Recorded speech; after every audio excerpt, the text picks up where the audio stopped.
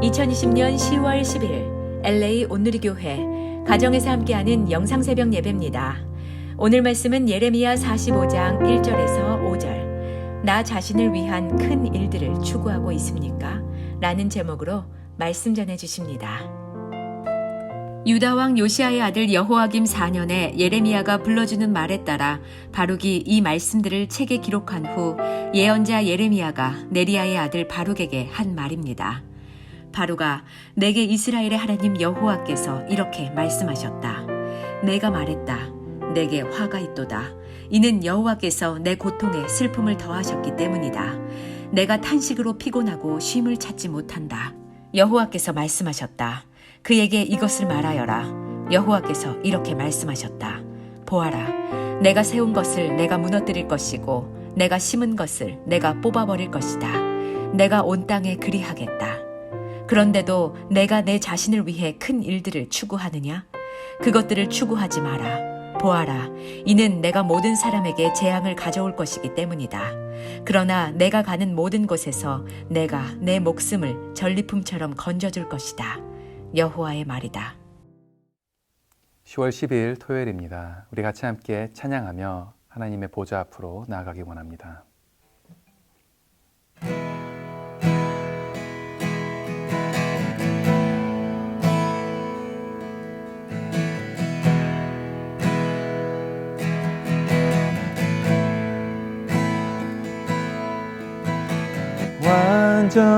완전하신 나의 주, 의의 길로 날 인도하소서. 행하신 모든 일 주님의 영광 다 경배합니다.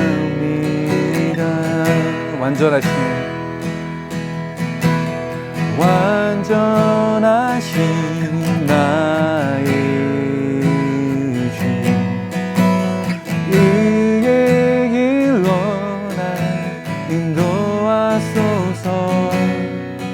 행하신 모든 일 주님의 영광 다 경배합니다.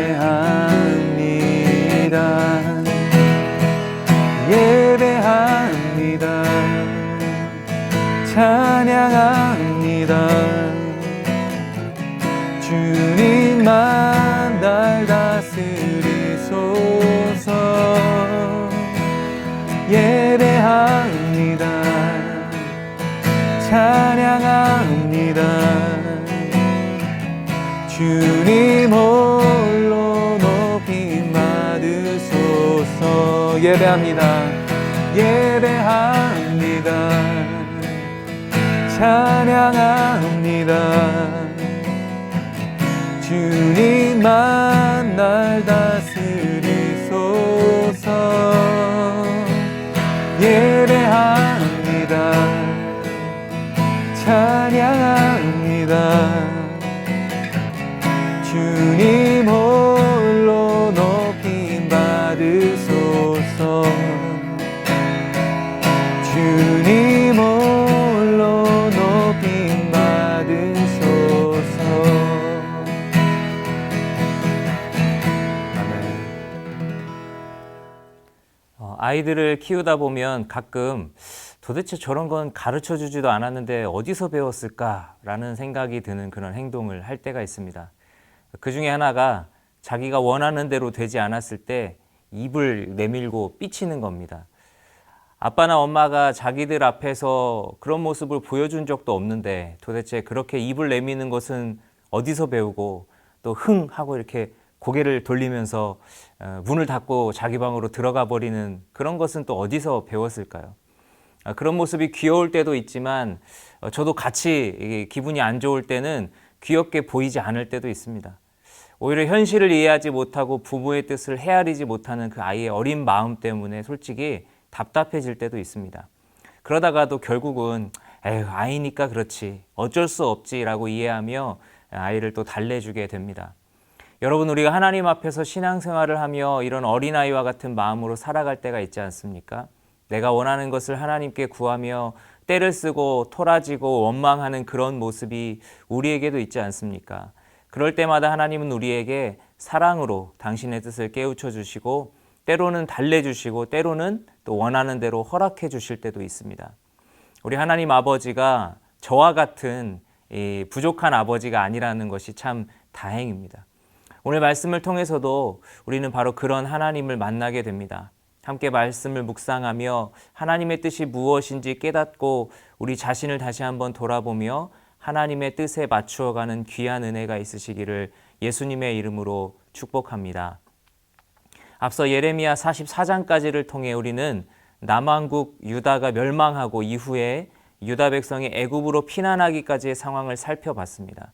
그러다가 오늘 본문인 45장에서는 갑자기 시간을 거슬러 올라가서 여호야김 왕의 통치 제4년째 되던 해에 있었던 일을 다루고 있습니다. 그래서 오늘 본문은 마치 예레미야서의 부록과 같은 말씀이라고 할 수 있습니다. 예레미야는 바룩에게 하나님이 바룩 너에게 주신 말씀이다 라고 하면서 하나님의 말씀을 전하죠. 3절에 보시면 바룩이 혼자서 한 말 혹은 하나님 앞에서 호소한 말일 수도 있는데 그는 자신에게 화가 있다라고 하면서 하나님께서 내 고통에 슬픔을 더하셨기 때문이다 라고 탄식의 말을 했습니다. 도대체 무슨 일이 있었기 때문에 바룩이 이런 탄식을 했을까요? 그 이유를 알기 위해서 이 배경을 잠시 살펴볼 필요가 있을 것 같습니다. 여호야김이 남유다를 다스린 지 4년째 되던 어느 날 바룩이라는 서기관이 예레미야가 하나님께로부터 받아 말하는 모든 하나님의 말씀들을 책에 받아 적습니다. 우리가 지난달 24일에 묵상했던 본문인 예레미야 36장에서 이미 바룩이 예레미야의 말씀을 기록하고 그것을 모든 유다 백성이 듣도록 성전에서 낭독했던 사건을 살펴봤었는데요. 바룩은 하나님께서 예레미야에게 주신 말씀을 모두 기록해서 성전에서 낭독했는데 이 36장의 기록에 의하면 여호야김 통치 5년째 되던 해에 그 기록이 여호야김 왕에게까지 전달이 되어서 왕이 그 모든 두루마리를 내용들을 듣고 칼로 잘라서 불에 넣어 태워버린 사건이 있었죠. 하나님의 말씀이 예레미야에게 임하여 바룩이 그 말씀을 기록한 것이 여호야김 통치 4년째였다고 기록되어 있는데 그것을 왕이 화롯불에 넣어 태운 것은 5년째라고 되어 있습니다.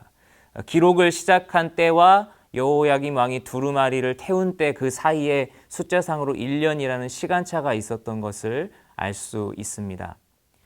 두 가지 가능성을 생각해 볼 수 있는데 여호와의 말씀을 기록하는 것이 오랜 기간 걸렸을 것일 수도 있고 아니면 말씀을 기록한 후에 한동안 바룩이 그 말씀을 성전에서 낭독하고 있었는데 그러다가 여호야김 통치 5년째 되는 해에 어느 날 이 미가야라는 사람이 그 말씀을 듣게 되었고 그 사실을 관료들에게 알리면서 그 두루마리가 여호야김 왕에게까지 넘어가게 됐을 수도 있을 것 같습니다.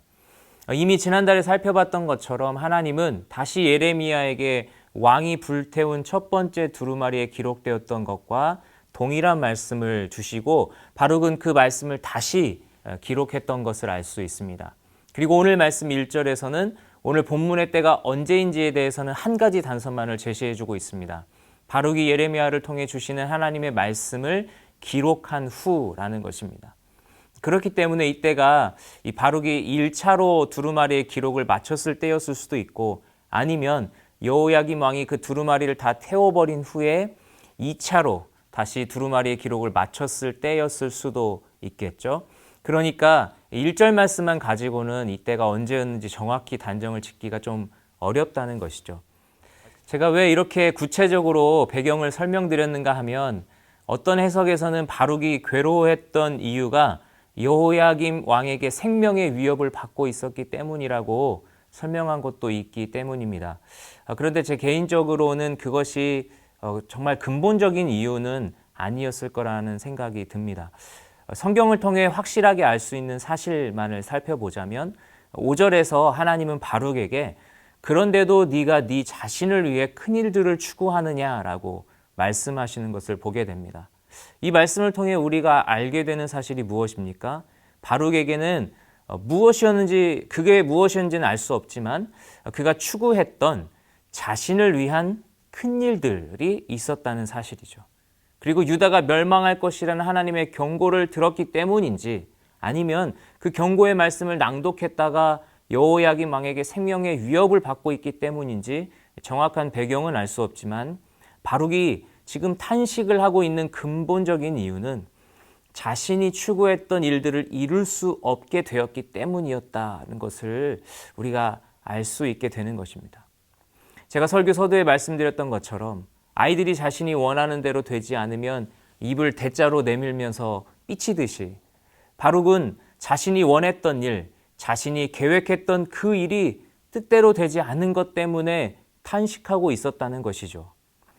예레미야를 통해 주어지는 하나님의 말씀을 기록하는 서기관 정도 되었다면 유다의 멸망을 가슴 아파하고 그들의 회개하지 않는 완악한 마음에 탄식했어야 할 텐데, 바룩의 탄식은 어쩌면 지극히 개인적인 차원에서 나온 탄식이 아니었나 추측해 보게 됩니다.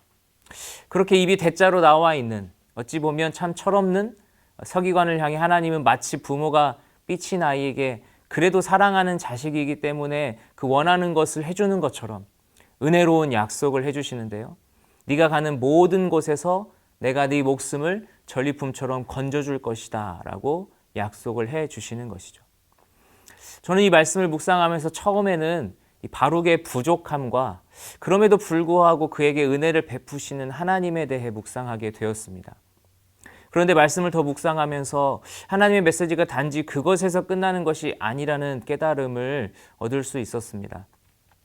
하나님께서 바룩에게 하신 말씀을 다시 한번 보시면 하나님께서 바룩의 욕심을 책망하셨다기보다는 그가 갖고 있었던 그 미래에 대한 막연한 희망을 버리도록 말씀하신 것이었다는 생각을 해보게 됩니다. 즉, 이 4절의 말씀처럼 하나님은 당신께서 모든 것을 주관하시고 그 선하신 뜻대로 역사를 이루어 가실 텐데, 하나님께서 멸망시키실 그 유다 땅에서 내가 앞으로 어떻게 해봐야지라고 하면서 아무리 좋은 계획을 세워봤자 그것은 하나님께서 보실 때 의미 없는 계획이라는 점을 말씀해주고 계시는 것입니다. 그러니까 헛된 이 세상에서의 미래, 거기에 소망을 두고 살 것이 아니라 지금 너에게 주어진 사명에 최선을 다해라. 내가 네 생명은 어떻게든 지켜줄 테니까 염려하지 말고 지금 너에게 맡겨진 일에 충성하라고 말씀을 해주시는 것입니다. 코로나로 한참 많은 교회들이 사역을 고민하고 있을 때 담임 목사님을 통해 처음 듣게 된 용어였는데요. 제 머리를 딱 때리는 용어가 있었습니다. 바로 with corona, 영어로 WITH, 함께라는 뜻의 with corona라는 용어였습니다. 그때는 코로나가 터지고 많은 사람들이 코로나 이후의 삶에 대해서, 포스트 코로나에 대해서 이야기하던 때였습니다.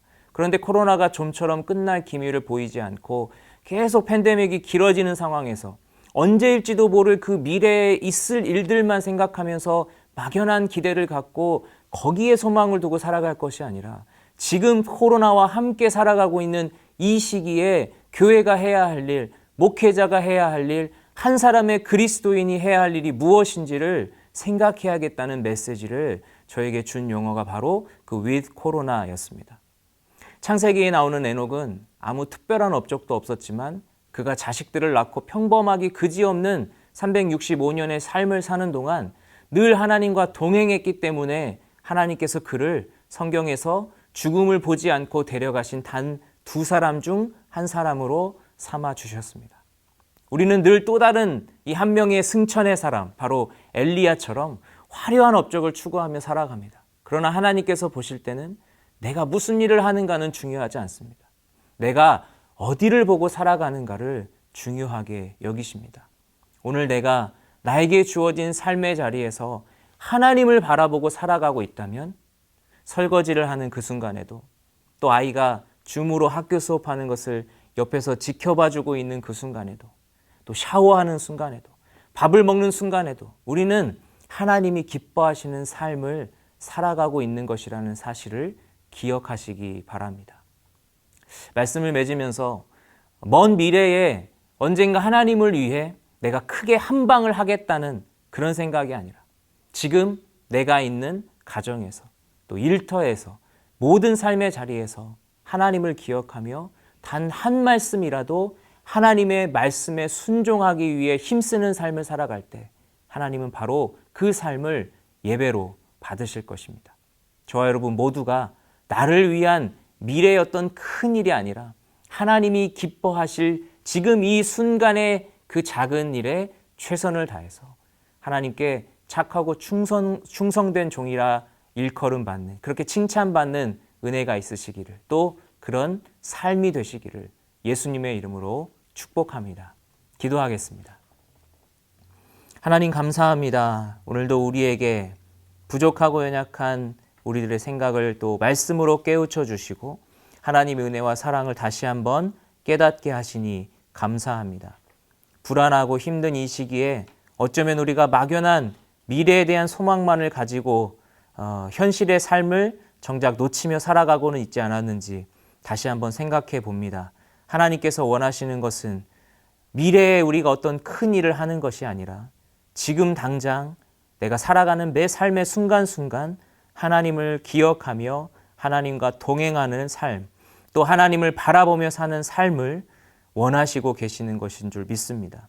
하나님, 오늘 말씀을 기억하며 우리가 매 순간 하나님을 바라보게 하시고 하나님을 기억하게 하시고 하나님과 동행할 수 있도록 성령 하나님 우리를 인도하여 주시옵소서.